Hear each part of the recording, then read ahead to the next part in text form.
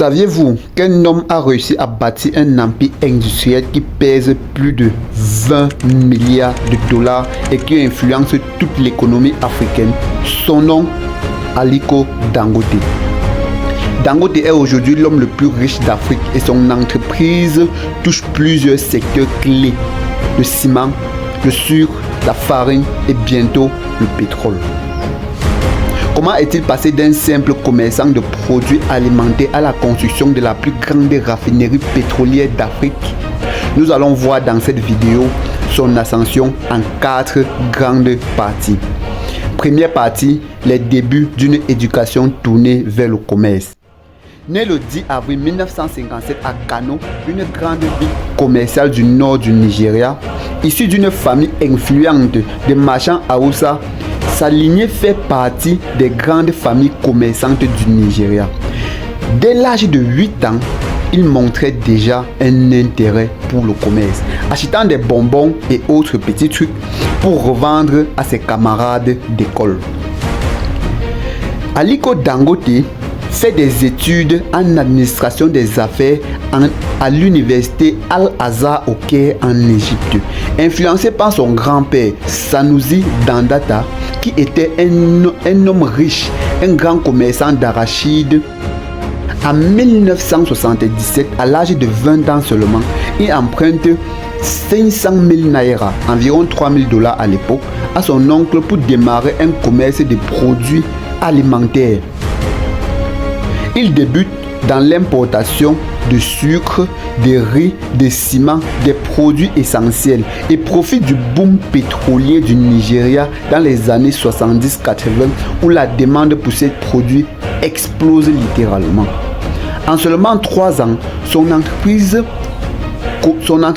commence à générer des millions de dollars de revenus. La stratégie d'Aliko Dangote. Au début des années 90, il réalise que le Nigeria dépend trop des importations et décide de se lancer dans la production locale. Il commence par le sucre, ensuite la farine et construit des raffineries et des moulins au Nigeria. En l'an 2000, il investit massivement dans la production de ciment, un produit clé pour le développement des infrastructures africaines. En 2007, il inaugure Dangote Cement, qui devient rapidement la plus grande production de ciment en Afrique, avec une capacité de production initiale de 8 millions de tonnes par an, aujourd'hui portée à près de 50 millions de tonnes. Son expansion est très rapide dans les pays comme le Ghana, le Sénégal, en Éthiopie, dans les pays comme la Tanzanie, en Afrique du Sud et même au Cameroun.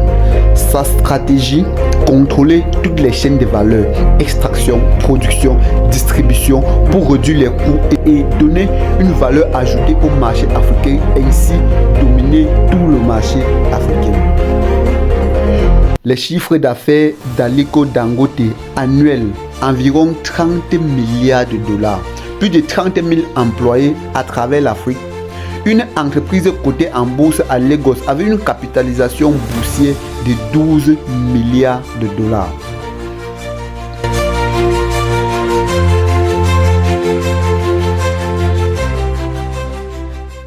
Les défis logistiques, transport, infrastructures, sous-développement en Afrique, volatilité des monnaies africaines impactant ses coûts de production, concurrence croissante notamment des groupes internationaux venant s'installer en Afrique et sur son marché, exemple du groupe Lafarge que vous connaissez certainement très bien. En 2016, Aliko Dangote décide et annonce officiellement une idée révolutionnaire, un projet révolutionnaire, construire la plus grande raffinerie pétrolière d'Afrique, Dangote Raffinerie. Investissement initial 19 milliards de dollars, capacité de production 650 000 barils par jour. Objectif, rendre le Nigeria indépendant en carburant et exporter vers d'autres pays africains. Influence politique économique d'Aliko Dangote. Aliko Dangote a toujours été en relation étroite avec le gouvernement du Nigeria, lobbying pour favoriser l'industrie locale, conseiller de plusieurs chefs d'État africains sur l'industrialisation, reconnu par Forbes comme l'homme le plus influent d'Afrique.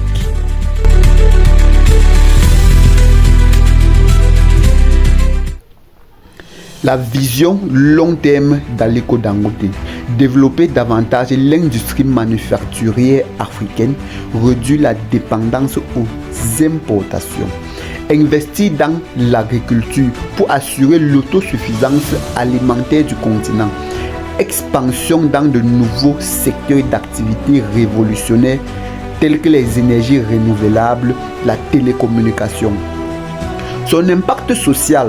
La fondation Dangote, plus de 100 millions de dollars investis dans la santé et l'éducation. Il soutient les petites entreprises africaines via des programmes de financement. Il est engagé dans la lutte contre la pauvreté et les maladies, ainsi que la lutte contre certaines pandémies en Afrique. Aliko Dangote est un modèle à suivre pour les entrepreneurs africains qui souhaitent créer de la valeur.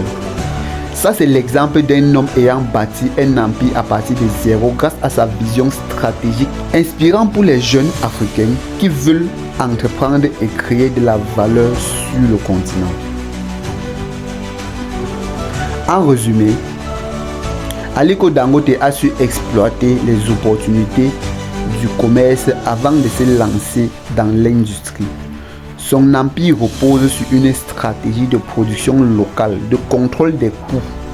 Aujourd'hui, il mise sur le pétrole et l'industrialisation de l'Afrique. Alors, je vous pose cette question à la fin de cette vidéo. Que pensez-vous du modèle économique Dangote? Peut-il inspirer d'autres entrepreneurs africains? Alors, chers bâtisseurs d'Afrique, c'est la fin de cette vidéo. J'espère vraiment qu'elle vous aura plu. Si vous avez envie que je vous donne les success stories de d'autres entrepreneurs africains ou non africains, n'hésitez pas à me le faire savoir. Je vous invite vivement à vous abonner, ça nous aide énormément si vous ne l'êtes pas encore. Et je vous invite également à cliquer sur la cloche de notification pour ne pas manquer nos prochaines apparitions. Chers bâtisseurs d'Afrique, à votre succès. Merci.